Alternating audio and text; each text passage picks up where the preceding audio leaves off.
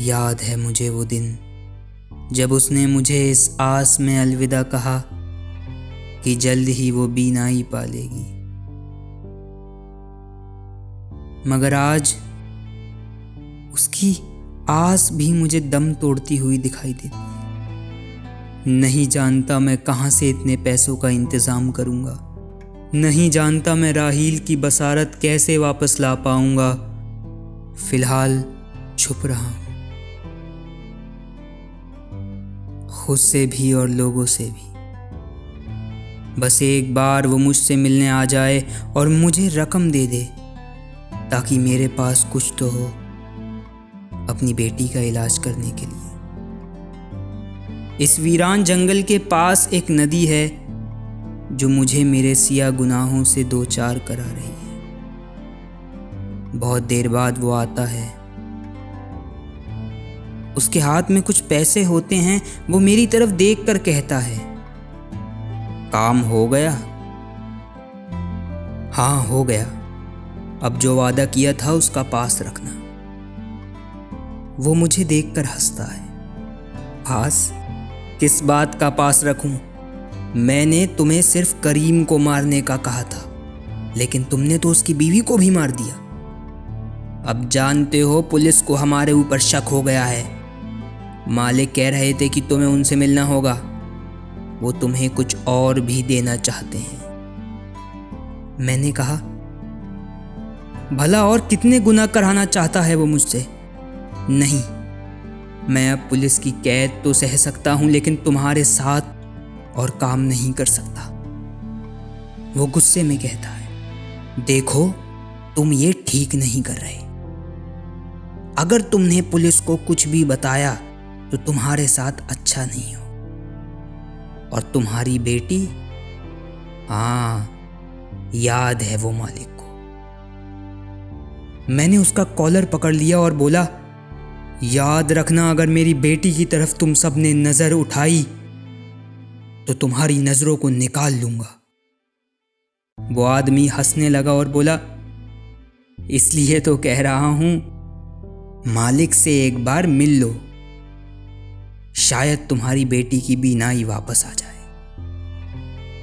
उसने मेरा हाथ छुड़ाया और मेरे हाथ पर बंधी हुई घड़ी को देखकर बोला, देख लो, वक्त तुम्हारे काबू में नहीं, सिर्फ कुछ ही दिन बाकी हैं। मैंने घड़ी के उन भागते हुए कांटों को देखा। वो वाकई मेरे काबू में न थे। मैं वक्त के हाथों मजबूर था। कहने लगा, ठीक है, कल तक आऊंगा, लेकिन एक और गुनाह नहीं सरजद कर सकता मैं अपने हाथों से। वो शख्स वहां से चला गया और मैं बेबसी की हालत में बैठ गया।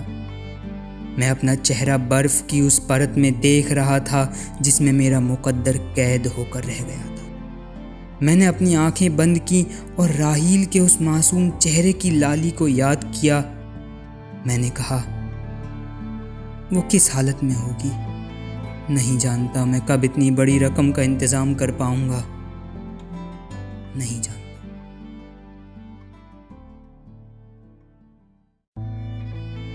वहीं राहील अपनी आंखों में अंधेरा लिए बागीचे में एक पेड़ के पास बैठी हुई थी,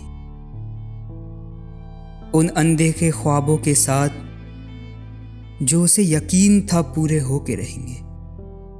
वो कहती है, बहुत दिन हो गए, बाबा का कुछ पता नहीं चल पाया, न जाने किस हालत में होंगे। उसकी आंखों से एक आंसू निकलता है और उसके हाथ पर जा गिरता है। वो अपनी मुट्ठी बंद कर लेती है। मैं जानती हूँ आप बहुत मेहनत कर रहे हैं, मैं जानती हूँ। पर उसको क्या पता था मेरी मेहनत का। मेहनत तो वो होती है जो इंसान अच्छे काम में लगाता है। और मैं क्या कर रहा? कल 2 लोगों का कत्ल, और अब पता नहीं कब तक मुझे और गुनाह करने पड़ेंगे तुम्हारी खातिर। मैं खड़ा हुआ और चल पड़ा अपनी मंजिल की तरफ। कदम चल रहे थे, पर मंजिल कहाँ थी पता न था। रास्ते में चलते चलते मुझे एक बच्चा मिला जो कुछ लकड़ियाँ लेकर जा रहा था। मैं उसके करीब गया और उससे पूछने लगा, ए बच्चे, क्या तुम मुझे बता सकते हो? वो कहने लगा, साहब ये पता तो बहुत दूर है, आपको वक्त लगेगा और अब तो रात भी होने वाली है। भला आप इस जंगल को कैसे पार करेंगे? भला आप इस जंगल से कैसे निकलोगे? मुझे उसकी दानाई और मासूमियत पर रश्क आ गया। मैंने कहा, तो अब तुम ही बता दो मुझे कि मैं इस अंधेरी रात में कहाँ जाऊं। वो मुझे देखकर बोला, वैसे आप मुझे एक अच्छे इंसान मालूम होते हो। अगर आप बुरा ना मानो तो मेरे साथ मेरे ठिकाने पर चल सकते हो। ये मासूम तो ये भी न जानता था कि मैं कल ही कातिल का लक़ब लेकर आया था। खैर, मुझे रुकना तो था ही, ताकि कल अपने रकीब से मिलने जा सकूं। मैं उससे कहने लगा, चलो, फिर इससे अच्छी बात क्या हो सकती है। मैं तुम्हारे साथ चलता हूँ। वैसे कहाँ है तुम्हारा घर? वो मुझसे हंसकर बोला, अरे घर कहाँ साहब, ठिकाना कहिए। मेरे पास जो ज़मीन है उस पर घर तामीर नहीं हो सकता। बस खुदा के फजल से एक ठिकाना ही नसीब हुआ है। मैंने कहा, बातें तो बहुत अच्छी कर लेते हो, नाम क्या है तुम्हारा?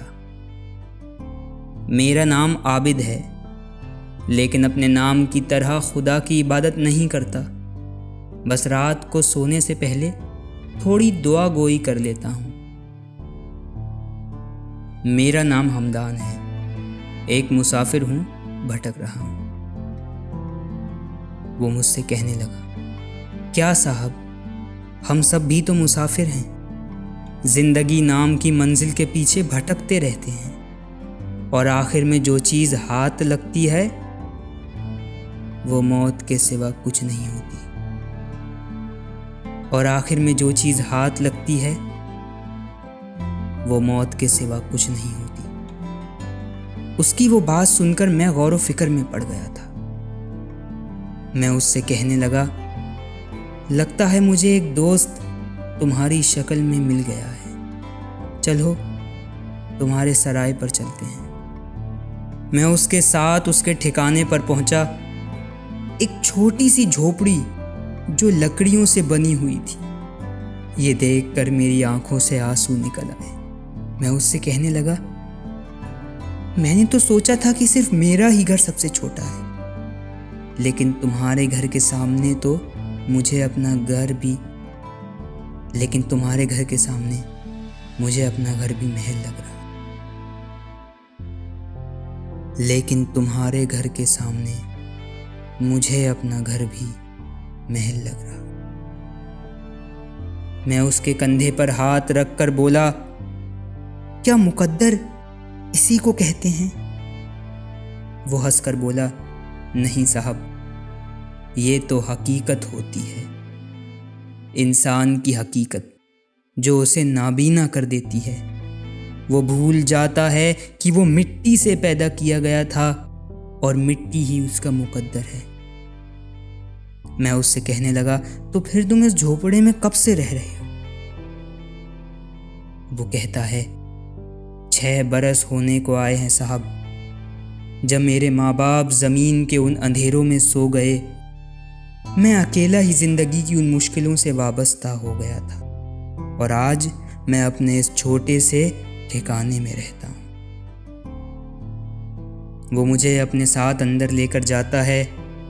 उस बर्फीली ठंड में उसके पास कुछ नहीं होता, ना कोई चादर, ना कोई कंबल और ना ही कोई बिस्तर। मैंने उससे कहा, भला तुम कैसे इस घर में रह लेते हो?